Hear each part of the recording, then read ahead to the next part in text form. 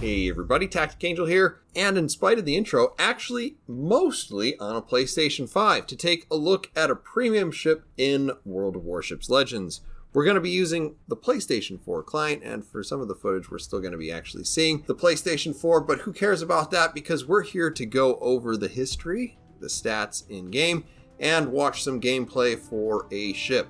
And that ship is the Suzuya, the Tier 7 premium Japanese cruiser. But you probably could have guessed since it's on the screen and the title of the video. But anyway, if you're new here, the intros here are usually a bit more smooth, but I have left some time codes down in the description if you do want to skip around it all. So, the Suzuya was the third of 4 cruisers in the Mogami class, built for the Imperial Japanese Navy during the period between World War I and World War II. She was laid down in December 1933, launched in November of 1934, and was completed in January of 1936. However, she did not immediately enter service as you might expect. Instead, based on the experience with other Mogami-class cruisers, they first wanted to strengthen her welds and add more torpedo bulges to help with her stability and durability. When this was finished, she was commissioned into service in October of 1937, but even upon commission, she was immediately back in dock for a refit, this time to swap out her main battery from the arrangement of 15 155mm guns that we see in game to 203mm guns found on the Mogami. So, near as I can tell, this version of the ship that we see in game is as launched and commissioned, but not a configuration where the ship actually saw any operational service. At the start of World War II, Suzuya was in the South Pacific. This meant that she would spend most of her time supporting the invasion of Malaya and the Dutch East Indies, also known as Indonesia, though she did try to shadow HMS Renown and Prince of Wales, somewhat unsuccessfully. She joined up with the combined fleet alongside all 4 of her sister ships for a foray to Midway Island. The Mogami-class division was tasked with bombarding the island ahead of the Japanese invasion force. Of course, pulling one of the more stunning upsets in naval military history, the US Navy eliminated the Japanese carrier group entirely, and shortly after midnight on June 5th, the cruisers were called back. Along the way, they were attacked by an American submarine, USS Tambor. 3 of the 4 Mogamis, including Suzuya, executed a 45-degree turn to evade, but unfortunately for the Mogami, the Mikuma executed a 90-degree turn instead, which caused the Mogami to collide with her. Suzuya and Kumano sailed on. Mikuma would stay behind to cover the damaged Mogami. They would both be attacked relentlessly by land and air-based aircraft the following day, and strangely, the already damaged Mogami survived while the Mikuma was lost. From there, Suzuya spent her time in the Guadalcanal campaign. She alternated back and forth between carrier escort and logistical escort duties to and from the Truk Atoll. She was involved in several more engagements with U.S. aircraft and submarines, and was one of the relatively few ships that managed to serve in this theater while taking no significant damage. Following this, in February 1944, she would return to Truk to help with its evacuation. She was similarly escorting the mobile carrier fleet 4C at the Battle of the Philippine Sea. Of course, this was also known as the Great Marianas Turkey Shoot. She escaped relatively unscathed from this engagement, though the Japanese would lose additional carriers, and you would think almost any pretense for needing them considering how many planes they lost in the hours earlier. The Suzuya's final action would be at the Battle of Leyte Gulf, where she was part of Admiral Kurita's center force, built around the legendary battleship Yamato. On October 25th, 1944, she found herself sailing towards a lightly protected group of American aircraft carriers. While the Japanese believed these to be fleet carriers, they were in fact escort carriers: USS Gambier Bay, St. Lo, Callinan Bay, White Plains, Fenshaw Bay, and Kitcoon Bay. They were protected by just 3 Fletcher-class destroyers, USS Johnston, Hull, and Heermann, and 2 destroyer escorts, which in any other navy might have been called frigate because they were somewhat smaller than a destroyer, slower than a destroyer, and were purpose-built to provide AA and anti-submarine support, and in no way meant to engage any surface warship of significant size. Ignoring all odds, in defiance of the very nature of fear and throwing off a notion of self-preservation, the US destroyers and escorts threw themselves at the Japanese fleet with such ferocity that they not only held off the attack for quite some time, they actually, pound for pound, inflicted more damage upon the Japanese fleet than indeed the Japanese fleet could ever hope to return, by virtue of just how overwhelmingly one-sided this battle should have been. In addition, this action gave the American escort carriers enough time to launch just about everything that could fly, with the hope of A, not having a bunch of gas cans filled with highly flammable aviation fuel aboard escort carriers, which themselves were jokingly referred to as combustible, vulnerable, and expendable, rather than cruiser velour escorts, and B, doing as much damage as they possibly could while also improving the odds of survival for well-trained aviators. While the USS Johnston managed to blow off the bow of the Japanese Kumano, Suzuya came in close to try to help the stricken cruiser. Though the US would lose 3 escort carriers during the course of this battle, the fearless American destroyers were able to keep the Japanese at bay long enough to get most of their planes in the air. These aircraft, joined by air elements of Taffy 1 and 2, managed to damage the Suzuya with a series of near misses. The first disabling one of her propellers, reducing her speed to just 20 knots, and the second causing much more damage. If you ever get frustrated by RNG, think of this. A near miss damaged Suzuya's number 1 torpedo tube, which had not been fired. As superb a weapon as the Japanese long-lance torpedoes were, they were oxygen-fueled. If you know one thing about oxygen, it's probably that you need it to breathe, but if you've learned a second thing, it really should be that it makes for a really impressive explosion. The resulting explosion of Suzuya's number 1 torpedo armament resulted in fires, which then, in turn, detonated more torpedoes aboard the ship about 10 minutes later. The fires and flooding would prove to be a wound from which the cruiser could not recover.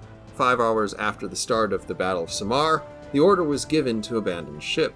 The cruiser sank about 1 hour later, after an operational career that, near as I can tell, never involved taking a serious direct hit throughout its entire career. Around 400 of her crew were evacuated, and about 6 more were plucked from the ocean by US rescue efforts in the coming days, out of a crew of 870.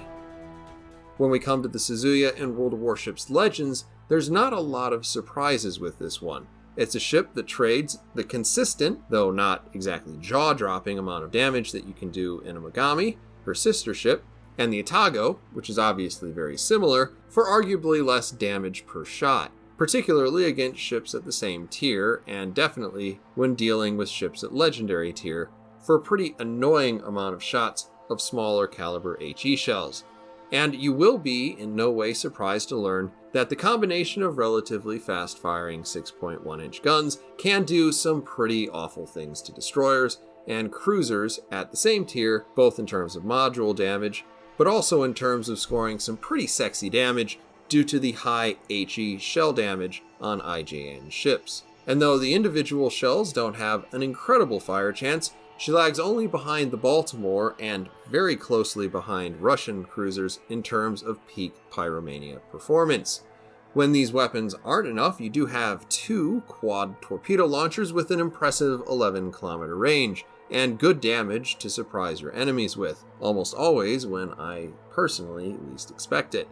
And I didn't even have room to mention that she's actually pretty maneuverable, both with good speed and superlative rudder shift. Unfortunately, without things like equilibrium or power, shooting at heavily armored targets, particularly the Yamato, can be pretty frustrating when you don't land consistent fires, because that remains your best option for doing any sort of considerable damage, at least with your guns.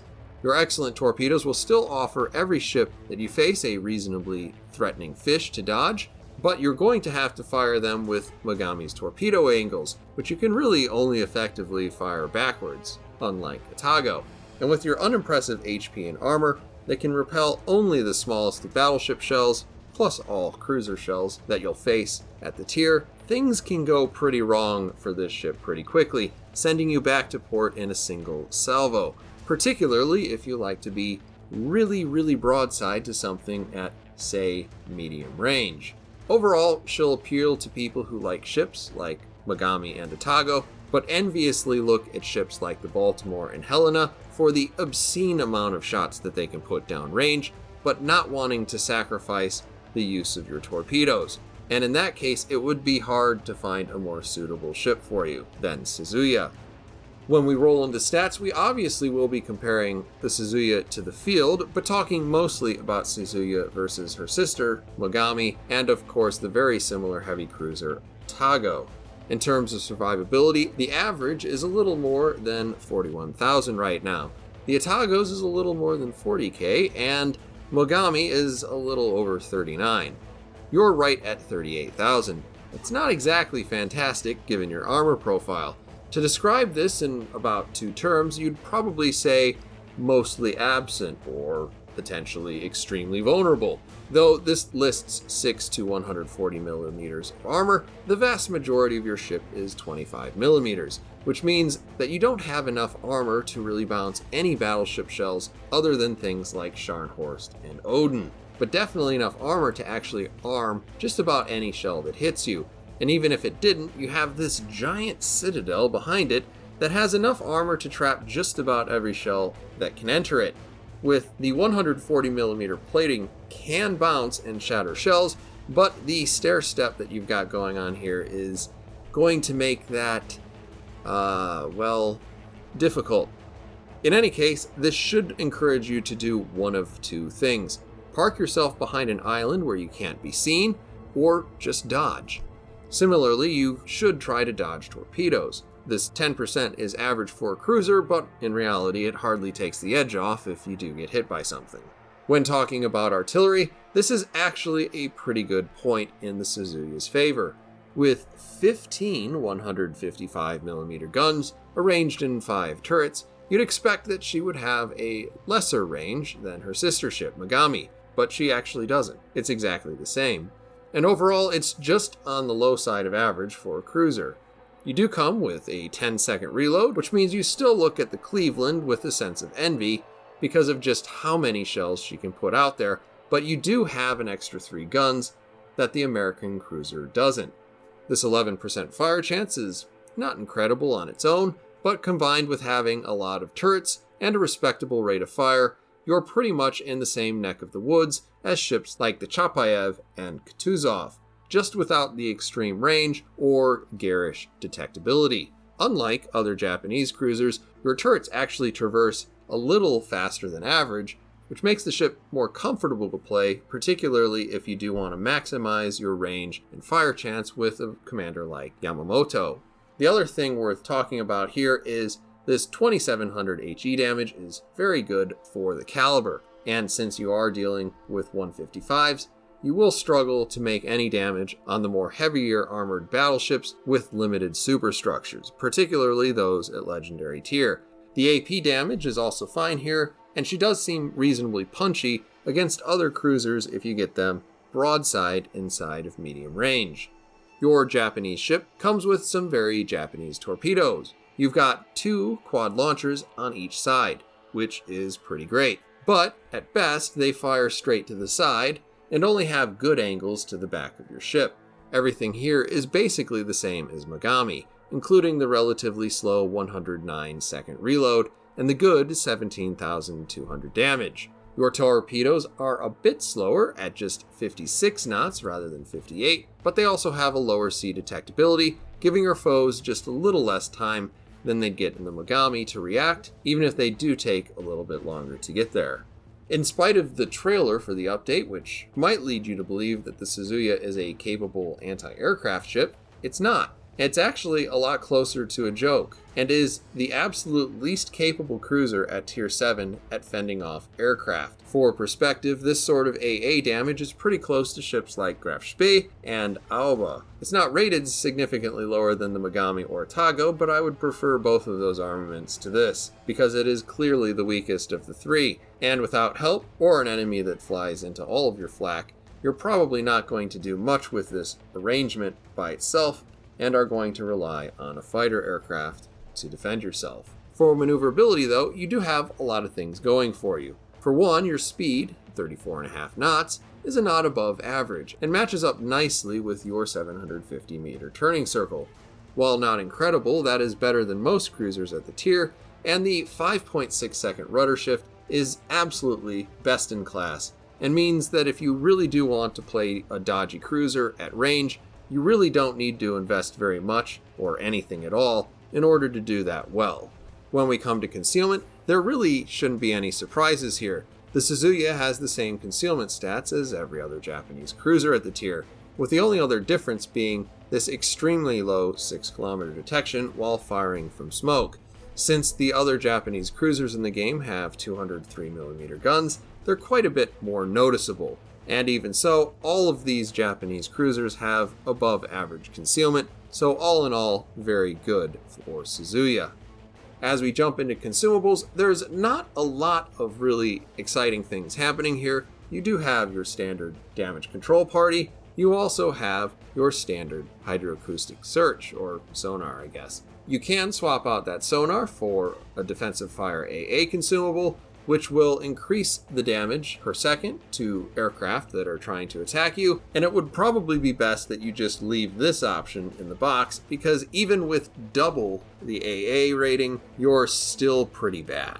When we come to your fighter consumable, this is how you're going to defend yourself against enemy aircraft, so do pay attention when you see those planes coming towards you. And finally, you do come with 2 standard heals. And now as we jump into some gameplay, we're going to be on Tears of the Desert. And there you can see I've got my Suzuya all pretty. I actually do really like the camo on this particular ship, but rather than talk about that, we'll jump real quick into commanders. I personally prefer this sort of build, which is of course with Yamamoto. I prefer this sort of build because it allows me to slightly increase my range while also slightly increasing my fire chance. I personally find, even with the improved reload mod in slot 4, that I have pretty acceptable turret rotation. It certainly could be better, but it could be a lot worse. Also, a pretty good choice is obviously Makawa. Makawa just plays a little bit differently. I would still probably trade his slot 1 turret traverse for additional fire chance. Then you just go all in on stealth and all in on maneuverability. You'll have to play a little bit closer with that sort of build, which it has its advantages and disadvantages. The disadvantages, of course, if you do not appropriately dodge, you're going to take an astronomical amount of damage. Speaking of, I'll get all of that junk off of the screen as we kind of move into position over here. This is one of the games where I feel like this kind of shows the strengths and weaknesses best of this particular ship.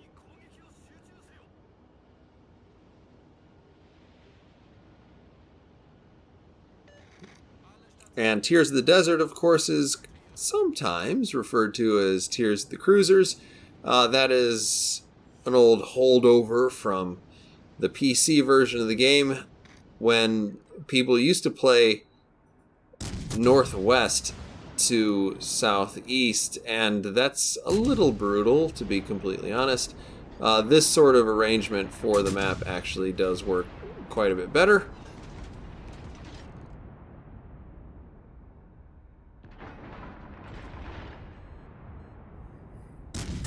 I've noticed a little bit too late that one of my allied warships has set a smoke screen, so I have completely sailed out of it. I've decided, yeah, whatever, just gun it. What's the worst thing that could happen? You know, there's an Asashio in front of me. We can shred that pretty easy. Our high rate of fire and excellent HE is perfect for that, but you know what's not great is looking over there at that Colorado. It kind of looks like he's looking at me, and I am, oh god, at a terrible, terrible angle. On top of that, it looks like the game's about to end. We got some torpedoes coming in here, which we easily dodge. Clearly kidding there. And as much credit as I want to give myself to occasionally making intentional mistakes to point out weaknesses of ships for these reviews, this was not one of them, unfortunately. But it's fine. We've hit a heal. We're back up to 13,000 hit points. You can see I have several seconds left on my heal, and I'm not getting any more out of that because that's just how much damage you can take in just that short a time. And actually, that one particular hit is one of the reasons why I decided to go with this game as opposed to some of my other games where I was testing this ship out. Obviously, you can pretty easily imagine that the Colorado doesn't need to get a whole lot more lucky to take me out in one catastrophic hit. Now, we are trying to keep the range at least as far as it is right now, and maybe even increase it. Obviously, we're a little bit faster than the Colorado. He continues to shoot at us. We get a little bit lucky there on the aim on the incoming shots, and we've managed to, do 51,000 damage, and also support our side over here, and it's completely fine. Another thing you will notice here is that my anti-aircraft is certainly trying its darndest to do something to that, but we don't really walk away with anything there. That is pretty typical. If he had gotten a little bit closer, it's possible that my fighter would have engaged. The fighter is your one true hope in terms of fending off any sort of concerted aircraft attack. I have actually gotten lucky and gotten 4 or 5 out of a particular attack wing against me with that fighter. It's pretty unreliable. It usually only does pick up incoming aircraft after they've already dropped on you, but at least inflicting some heavy casualties on the way out is good overall. Now here we are doing some fairly long-range gunnery on that Z-23. Our first salvo was pretty decent. Our second salvo was not so good. Third salvo, quite a bit better. He's far enough away that it is a little tricky to actually hit him. And as you can hear, we are being attacked by aircraft again. Unfortunately, your catapult aircraft does not replenish quick enough that it can be constantly of use. So in this case, we are just having to kind of deal with it. We do manage to take out a plane, so we are up to a solid 2. Not incredible. You would do a little bit better in pretty much anything else. Actually, even several of the destroyers at this tier have better AA than this ship. In any case, our team is up just the one ship. We are waiting for that Albemarle to actually engage somebody else. Now we're going to put a whole bunch of shells out there. He is at a range where I pretty much can't hope to do any damage against him with AP, so we're just going to keep shooting the HE. It works reasonably well, regardless of range, and he's not a particularly well-armored ship. Now, it would help quite a bit if I actually did hit him. But these sorts of things sometimes don't exactly work all that well for TacticAngel on account of accuracy juice. So,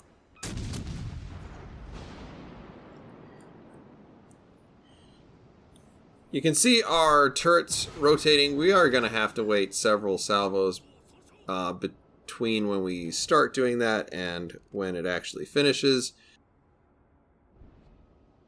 In this case, I have stopped shooting because I just don't want to get shot. And I re-engage once my turrets are all the way around.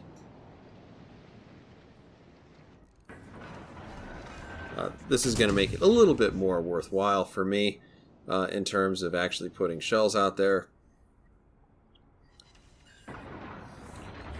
In my experience, where the Albemarle is right now is still a little bit far away for me to actually be able to do really good damage with AP. We would like him to be a little bit closer, and obviously also with Royal Navy ships. They're not really well armored, but they're not the least well armored either. And as he continues to batter away at my very limited hit point pool for this particular game, we do put our second heal out there. Obviously, we're working with fully packed, so that means that we can get a third heal off if we absolutely need to. As we're traversing our guns, we are going to switch over to AP because that Chokov is reasonably broadside to us, even if we only have 9 guns on him right now. We adjust our aim because he's starting to turn out.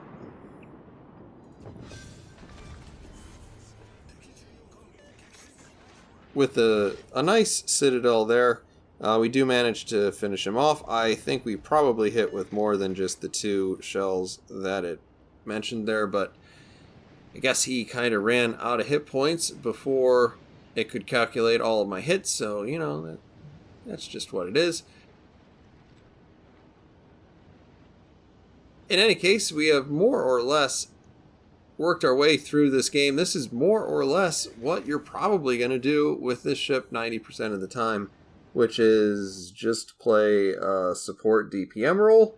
What you don't want to do is what I did there at the beginning of the game, which is take a lot of damage if you don't need to. For my part, the best games I've played in this ship, I have played not in a way that I am terribly proud of or would want to show you. But this is really more the strengths and weaknesses as you can expect this ship to play usually. You're not going to be very good at AA. You're going to take a lot of damage if you get shot by battleships at unfortunate angles. And even though I didn't really get a good opportunity to use the torpedoes are really what you're going to expect off of the Mogami. The problem with me showcasing them is I tend to drive towards the enemy more than away from it. I did put out a salvo there kind of towards the beginning of the game after the Colorado wrecked me. But overall, I would say Suzuya is a fairly fun ship to play. I'm not sure I like it better than Atago, but at the same time, if you do get lucky, you can get a lot of fires in this thing, and that is at least a little bit amusing. Maybe not to the battleship players out there, but more or less, this ship is what you would expect from essentially the halfway house between a Helena and a Mogami. So if you like that sort of idea, then this ship is probably not a bad purchase for you. If you don't think that sounds great, you're not missing anything that's really all that special, at least in my opinion. In any case, those are my thoughts on Suzuya. I hope you have enjoyed this video, and as always, I hope to see you on the next one.